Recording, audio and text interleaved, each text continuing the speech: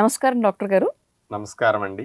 మరి ఈరోజు ఎపిసోడ్లో డాక్టర్ గారు, ప్రకృతి వైద్య విధానం అన్నది మనకి ఏకాగ్రత కోసము, జ్ఞాపక శక్తి పెంపొందించుకోవడం కోసము, మనం ఏ పనైనా చేస్తున్నామంటే దాని మీద స్థిరంగా ఎలా ఉండాలి, ఇలా మన ఆలోచన విధానం గురించి బేసిక్గా మాట్లాడుకుందాం.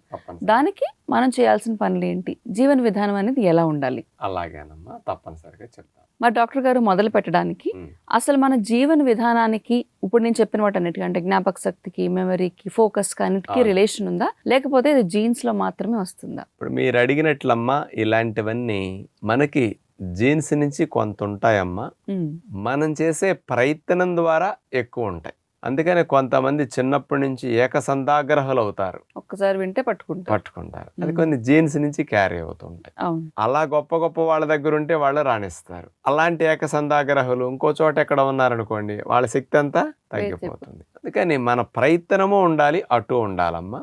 మన ప్రయత్నం ఎక్కువ ఉండాలి.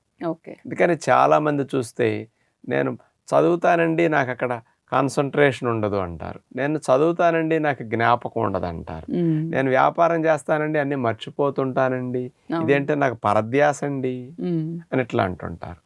మరి మనసు స్థిరముగా చేసే పని మీద ఉండదు. అలా చేసే పని దగ్గరే మనసు లగ్నమై స్థిరముగా ఉంటే ఆ పని ద్వారా వాళ్ళ యోగం సిద్ధిస్తుంది.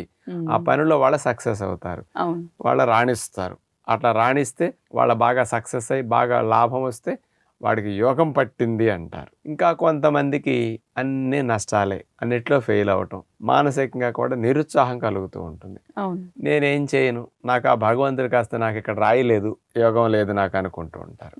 వాళ్ళకి శరీరం ఎక్కడుంటే మనసు ఎక్కడో ఉంటుంది. వియోగం, యోగం అంటే ఎక్కడుంటే అక్కడ ఉండటం, వియోగం అంటే శరీరం ఎక్కడ, మనసు ఇంకో చోట ఉండటం వల్ల ఫెయిల్ అవుతారు. శరీరం ఎక్కడుంటే మనసు అక్కడ ఉండటం సక్సెస్, శరీరం ఒక చోట ఉంటే మనసు మరో చోటకి వెళ్ళి పని చేయటం అనేది వియోగం, ఫెయిల్యూర్ అనమాట. ఈ సక్సెస్కి యోగం కావాలి. అందుకని ఎక్కడుంటే అక్కడ కాన్సన్ట్రేషన్, మెమరీ అన్ని పని చేయాలంటే దీనికి జీవనశైలి చాలా ముఖ్యం అమ్మ. అంటే మన జీవనశైలిలో ప్రతిరోజు చేసే పనులు, అలాగే మన ఆలోచన విధానము, తీసుకునే ఆహారము, ఇవన్నీ కూడా ఎఫెక్ట్ చూపిస్తాయని చెప్తూ ఉంటారు కదండి. అవునమ్మా. మీరు కాన్సన్ట్రేషన్, ఫోకస్, మెమరీ, ఈ వర్డ్స్ అన్ని వినగానే అందరికీ గుర్తొచ్చేది మెడిటేషన్. ఏముందో ఓన్లీ మెడిటేషన్ గురించి చెప్తారు అని చెప్పి, మరి మెడిటేషన్ లేదంటే ప్రాణాయామ టెక్నిక్స్ అన్నవి జ్ఞాపక శక్తిని పెంచుకోవడానికి, ఫోకస్ ఉండడానికి ఎలా ఉపయోగపడతాయి? ప్రపంచంలో సైంటిస్టులకు మించిన సైంటిస్టులు మన ఋషులు. అవును, 2-3 వేల సంవత్సరాల నాడు వాళ్ళు ఏదైతే చెప్పారో ఇప్పుడు అది సైంటిస్టులకి అది తెలుస్తున్నది, అది ఇప్పుడు వీళ్ళు చెప్తున్నారు. అంత అడ్వాన్స్డ్ సైంటిస్టులు, వాళ్ళ ఫోకస్, వాళ్ళ మెమరీ 150 ఏళ్ళ పాటు కాన్సన్ట్రేషన్ ఎక్కడ ఫెయిల్ అవ్వాల. దానికి కారణం వాళ్ళ మెడిటేషన్, ప్రాణాయామం. దీని ద్వారా ఏమవుతుందంటే మనసుకి ముఖ్యంగా ప్రాణవాయు సంచారం బాగా వెళ్ళేసరికి అలలు లేని నది వలె నిశ్చలంగా ఉంటుంది మనసు. నిశ్చలమైన మనసుతో ఏది చేసినా సక్సెస్ అవుతుంది. అలజడిగా ఉన్న మనసుతో ఏం చేసినా ఎక్కదు. నిశ్చలంగా ఉన్నప్పుడు అన్ని రికార్డ్ అవుతాయి. పైగా మెడిటేషన్ చేయటం ద్వారా ఏమవుతుందంటే మనకి అనవసరమైన వాటిని డిలీట్ చేసుకోవటానికి, అవసరమైన వాటిని ఉంచుకోవటానికి, ఈ సెపరేషన్కి, ఇప్పుడు జల్లెడలో పోసి కాస్త మినుములను జల్లిచ్చామనుకోండి, మినుములు కిందకి వెళ్తాయి, రాళ్ళు పైన ఆగుతాయి. మెడిటేషన్ అంటే జల్లెడు పట్టడం, అనవసరమైన వాటిని తొలగించుకుని అనేకం వింటాం, అనేకం చూస్తుంటాం, నాకు ఈ అనవసరం, నాకు ఇవి అవసరం అని జడ్జిమెంట్ కరెక్ట్గా చేసుకోగలుగుతారు. అప్పుడు ఏమవుతుందంటే అనవసరమైనవన్నీ ఎక్కువ చేర్చుకోనప్పుడు మనసు దేని మీద ఉండాలో దాని మీద ఉంటుంది. కనపడ్డవన్నీ మనం వెక్కించుకుని వినేసి చూసేసామనుకోండి, అసలు దాని మీదకి వెళ్ళదు. అందుకని ఇటు ప్రాణాయామం, మెడిటేషన్ మన ఫోకస్ పెరిగేటట్టు బ్రహ్మాండంగా చేస్తాం. అసలు 10 రోజులు 20 రోజులు మీరు ప్రాణాయామం, మెడిటేషన్ చేస్తేనే మీకు ఈ విషయంలో చాలా చేంజ్ కనపడుతుంది. నిన్నాళ్ళు ఎందుకు చేయలేదా అని ఫీల్ అవుతారు. అన్నిటికంటే ఫస్ట్ బెస్ట్, మీరు మంచిగా అడిగారు, అది అన్నిటికంటే ఫస్ట్ అమ్మ. కాన్సన్ట్రేషన్, ఫోకస్ పెరగాలి, ఏ పని చేయాలన్నా ఇది ఉండాలి. మరి ఇప్పుడు మెడిటేషన్ అంటే మెంటల్ ఎక్సర్సైజ్, ఫిజికల్ ఎక్సర్సైజ్ వల్ల కూడా దీనికి ఏమైనా ఎఫెక్ట్ పడుతుందంటారా? అంటే శారీరక వ్యాయామం కాస్త ఉదయం పూట ఎండ తగిలేటట్టు గనక చేస్తుంటే, ఫిజికల్ ఎక్సర్సైజ్ చేయటం వల్ల కార్టిజాల్ అనే స్ట్రెస్ హార్మోన్ తగ్గిపోతుంది, హ్యాపీ హార్మోన్ సెరటోనిన్ పెరుగుతుంది. ఈ సెరటోనిన్ అనేది మెదడు నుంచి వచ్చిన ఆలోచనలని నరాల ద్వారా అవయవాలకి, అక్కడి నుంచి సమాచారం మెదడుకి, ఈ ట్రాన్స్మిషన్ బాగా పనిచేయడానికి సెరోటోనిన్ కావాలి. నర్వ్ కనెక్షన్ హెల్దీగా ఉండటానికి సిగ్నలింగ్ వ్యవస్థ బ్రహ్మాండంగా పనిచేస్తుంది. అందుకని దీని ద్వారా శరీరంలో కూడా చూడండి, మీకు ఎక్సర్సైజ్ చేసేసరికి కాస్త ఒత్తిడి తగ్గిపోయి ప్రశాంతంగా ఉంటాం. ఎక్సర్సైజ్కి వెళ్లే ముందు ఒక రకంగా ఉంటాం, ఎక్సర్సైజ్ వచ్చేసరికి మరో రకంగా ఉంటాం. స్ట్రెస్ యాంగ్జైటీ లెవెల్స్ ఎక్సర్సైజ్కి ఆటోమేటిక్గా తగ్గిపోతాయి. ఇది తగ్గేసరికి ఫోకస్ ఆటోమేటిక్గా పెరుగుతుంది. మరి డాక్టర్ గారు, చాలా మంది చెప్తూ ఉంటారు మనం మంచి ఆహారం తీసుకుంటే గనక ఫోకస్ అనేది పెరుగుతుంది అని. మనం కూడా కార్యక్రమంలో చెప్పాం, మైండ్ బాగా పనిచేయాలంటే కొన్ని రకాల నట్స్ ఇలాంటివన్నీ బాగా ఉపయోగపడతాయి. వాటి గురించి ఇప్పుడు ఋషులు ఇచ్చిన అనుభవం ప్రకారం ఎవరన్నా మీరు ఇప్పటికైనా హిమాలయాల ఋషి దర్శనానికి వెళ్ళారనుకోండి, మరి ఏదైనా స్వీట్లు హాట్లు పట్టుకెళ్తారా? లేదు. విత్తనాలు పళ్ళు పట్టుకెళ్తారు, వాళ్ళు అవే తింటారు. కాబట్టి అందుకని ప్రకృతి ఇచ్చిన ఆహారాల్లో నెంబర్ 1 విత్తనాలు, నెంబర్ 2 పండ్లు. ఈ రెండు తిన్నప్పుడు మీ మైండ్ మబ్బుగా డల్గా ఉండదు. అందుకనే పిల్లలు ఇడ్లీ దోశలు తిని వెళ్తే స్కూల్లో ఒక ఊపు ఊపుతుంది మొదటి 2 పీరియడ్లు. లంచ్ తినేళ్ళు కూర్చుంటే 2 గంటలు ఊపే ఊపు.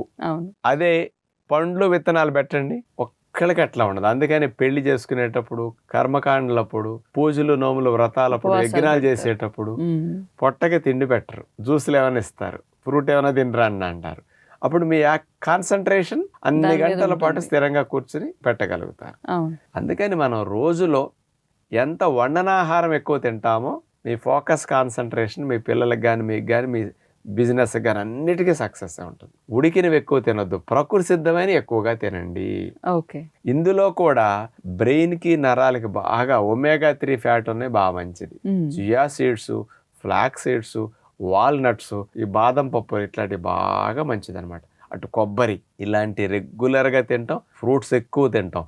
రోజులో 60-70% ప్రకృతి ఇచ్చిన ఆహారాలు మీరు తినడానికి ప్రయత్నం చేయండి. ఉడికిన ఆహారం మధ్యాహ్నానికి ఒక్కసారి పరిమితం చేయండి. వారంలో ఒక రోజన్నా అసలు వండకుండా తిని చూడండి. ఆ రోజు మీ బ్రెయిన్ యాక్టివిటీ ఎంత షార్ప్గా, ఎంత యాక్టివ్గా, మెమరీ కాన్సన్ట్రేషన్ ఉంటుంది. ఒక్కరోజు స్టడీ చేసుకోండి. సత్యనారాయణ చెప్పింది కరెక్టా కాదా మీకే అర్థమవుతుంది. ఋషులు చూపించిన బాట ఎంత గొప్పది. అసలు మీ పిల్లవాడు ఇంకా తక్కువ టైంలో ఎక్కువ సాధిస్తాడు రా ఫుడ్ తింటే. 100% తిని ఉండాలంటే ముందు అనుభవం కావాలి. కాబట్టి వారానికి ఒక్కరోజు, రోజు 70% నట్స్ ఫ్రూట్స్. దీంతోనే మీకే అబ్జర్వేషన్లో తెలిసిపోతుంది ఇవి తింటే ఎంత బాగున్నాం, అవి తిన్నప్పుడు ఎంత డల్ అయిపోతున్నాం. ఒకరోజు ఏదన్నా మండే కానీ ట్యూస్డే కానీ పొద్దునే బాగా మైసూరు బజ్జీలు, పూరీలు ఇలాంటివి తినాలండి, ఊతప్పాలు తినాలండి. మధ్యాహ్నం కాస్త రకరకాలుగా ఆవకాయలు, పులుసులు, బాగా వేపుళ్ళు ఇట్టడి తినండి. సాయంకాలం బజ్జీలు, సమోసాలు ఇట్టడి బాగా తినేయండి. రాత్రికి బిర్యానీలు, నాన్ వెజ్ తినేయండి. ఆ రోజు టెస్ట్ చేసుకోండి మీ ఫోకస్ ఎట్లా ఉందో, మీ ఎఫిషియన్సీ ఎట్లా ఉందో, మనసు యోగంలో ఉందా, వియోగంలో ఉందా, పనులు ఎంత కుదురుతున్నది, ఎటు బయటకు పోయి ఎంత చిరాగ్గా ఉంది, ఎంత మబ్బుగా డల్లగా ఉన్నారు, ఆ రోజు తేలిపోతుంది. అందుకని ప్రతి ఒక్కటి ఎవరో చెప్తే కాదండి, ఎవరికి వాళ్ళు పరిశీలించుకోవాలి వాళ్ళ సొంత శరీరాల పైన. అప్పుడే కదా మనం మార్చుకోగలిగేది. అన్ని ఎదుటి వాళ్ళ మీద ఆధారపడకుండా మనం ఇట్లా స్వయంగా పరిశీలించుకున్నప్పుడు మనం తీర్చిదిద్దుకోవడానికి బెస్ట్ అవకాశం కలుగుతుంది. మరి మన బ్రెయిన్ బాగా పనిచేయాలంటే ఆహారం కంటే కూడా నిద్ర చాలా అవసరం అని చాలా మంది చెప్తూ ఉంటారు. ఇంట్లో పెద్దవాళ్ళు కూడా మనకి ఏదైనా బాగా బ్రెయిన్ పనిచేయనప్పుడు నేను కాసేపు రెస్ట్ తీసుకుంటాను, తర్వాత సెట్ అవుతాను అని చెప్తూ ఉంటారు. మరి ఇప్పుడు నిద్రకి మెమరీ బూస్టింగ్ లేదంటే ఫోకస్, కాన్సన్ట్రేషన్ వీటన్నిటికీ లింక్ ఉందంటారా? ఈ బ్రెయిన్ రాత్రిపూట మనం నిద్రపోయినప్పుడు అది కూడా చాలా భాగాలు రెస్ట్ తీసుకుంటాయమ్మా. ఆ రెస్ట్ లో ఏమవుతాయి, పగలు 18 గంటలు వాడినప్పుడు రిలీజ్ అయిన కెమికల్స్ ని, హాని కలిగించే బీటా ఎమిలాయిడ్ అనే ప్రోటీన్ ని, ఆ రిలీజ్ అయ్యే ఫ్రీ రాడికల్స్ ని, వీటన్నిటిని క్లీన్ చేసేసుకుంటాయి తెల్లవారులు.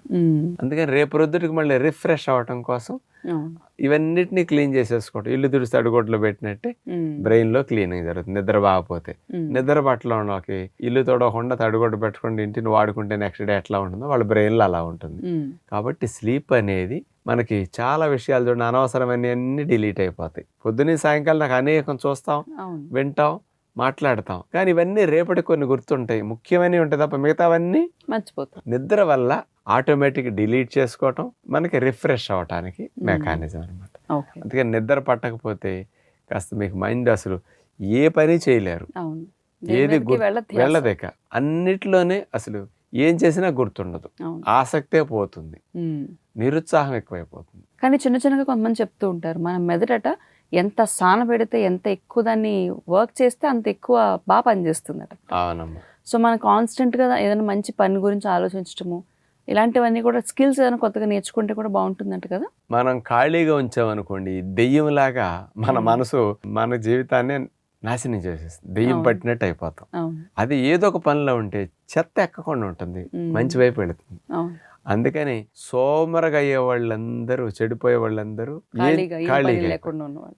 వాళ్ళకి ఏంటంటే తుప్పట్టేసిన కత్తిపేటలాగా అయిపోతున్నారు బ్రెయిన్. మ్మ్. ఏదో ఒక పనిలో నిమగ్నమై అస్తమానం అట్లా ఉన్నప్పుడు చెడు ఎక్కకుండా ఉంటుంది, అవును. ఫోకస్ వెళ్ళిపోతుంది. మనం చేస్తున్న కొద్దీ బ్రెయిన్ హ్యాపీ హార్మోన్స్ ఇంకా రిలీజ్ చేసేసి ఇంకా బాగా మనని ఊపందించి ముందుకెళ్ళి అన్నట్టు సపోర్ట్ ఇస్తున్నాను. అవును. కానీ ఇవన్నీ చాలా హెల్ప్ చేస్తాయి అమ్మ.